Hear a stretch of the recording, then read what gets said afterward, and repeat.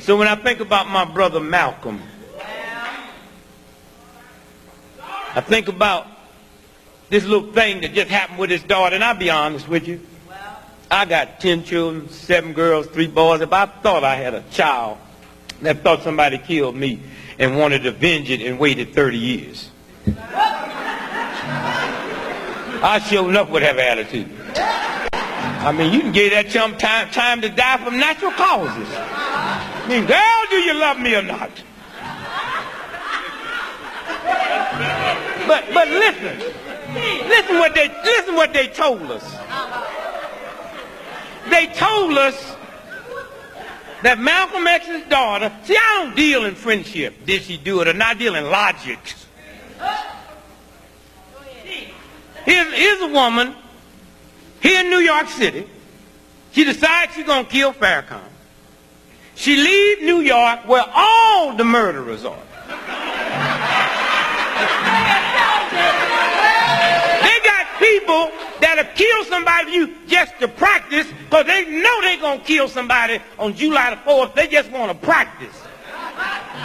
She leaves New York, all the murderers, and goes to Minnesota where they ain't even had a drive-by shooting. Think about it. Go ahead. To hire a white boy to kill one of the most guarded brothers. A white boy.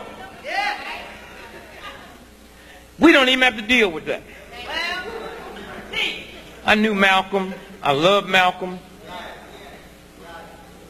Malcolm called me the Sunday that he died. I was working Basin Street East. He said, "Brother Greg, you coming by today?" And I said, "Malcolm, I love you." And I said, "I love you so much, I don't even want to take a chance to be there." He said, "What do you mean, Brother Greg?" I said, "Well, I close tonight, Sunday night at Basin Street East." And I said, "But I had my wife book me a flight into Chicago at 8 o'clock this morning, and I'm going to Chicago, and I had way beneath my salary booked me into a college about 10 miles from the airport. And I'm going to go there and speak this afternoon, and I'm going to stay there until they tell me you dead. Because I'm not going to let this government get 2 of us for the price of 1. And I'm going to call Adam Clayton Powell when I finish talking to you and beg him not to come there. Because today, the United States government is going to get you. And I'm not going to be there. I love you. I don't even want to take a chance of my heart changing. So I went to Chicago. And when they came and they told me Malcolm's been killed today, I got back on the plane and came back here. Malcolm was killed because of another brother named DePinto. A lot of people thought he was African, but he was East Indian. He was born in Nairobi. He's the one that changed Malcolm's head from black nationalist to Pan-Africanism and made that connection from here to there. And the government said, we can't let this happen. He's the one that persuaded Malcolm when he went to Africa and stayed 7 weeks and met with all the real leaders. And then he's the one that discussed with Malcolm of bringing racism to the doorsteps of the UN. And as Malcolm was being shot dead in New York City, DePinto was being gunned down in Nairobi. All right. Same time. All right? Same time. So don't tell me about no black Muslims. The same time. Same time. Malcolm was being gunned down. Now, let me finish this by saying this. And you folks out there on radio, when we cut off, that's why you should be here. Let that go right there. Yeah, y'all come on down. Yeah. We'll be here. If we're not, you know, if you get here late, we'll be here next week. Just wait on us. You ain't got nothing to do. Nothing to do. Now, let me show you how this white racist system treats black folks. The black folks that they got to kill Malcolm, Malcolm was standing on a stage like I am. They threw a smoke bomb in the back.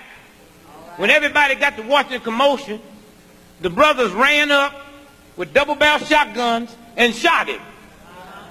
But under the Freedom of Information Act, we were able to get the autopsy of Malcolm, and all the bullets in Malcolm is going down.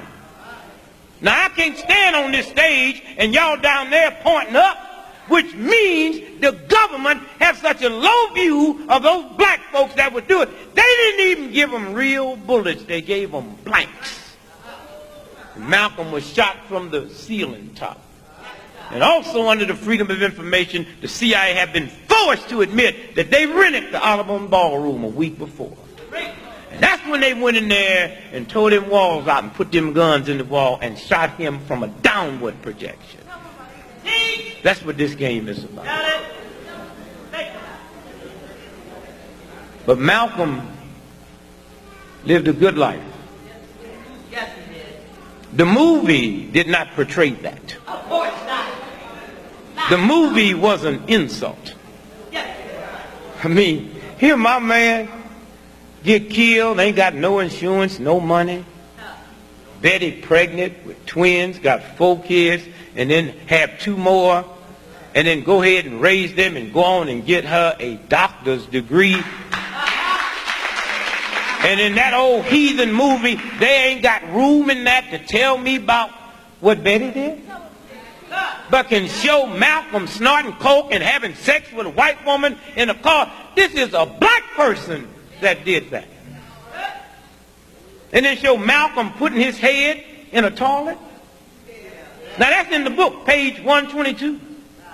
Malcolm has never put his head in a toilet.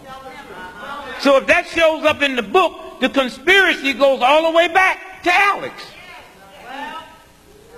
who didn't write Malcolm, nor did he write Roots. A white boy, the senior editor of Playboy magazine, Murray Fisher, wrote both them books. And as we stand here now, them 2 books makes about $7 to $8 million royalty right now every year.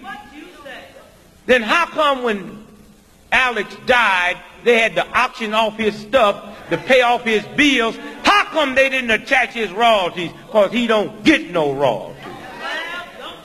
That's the game. All right? The whole book's a lie.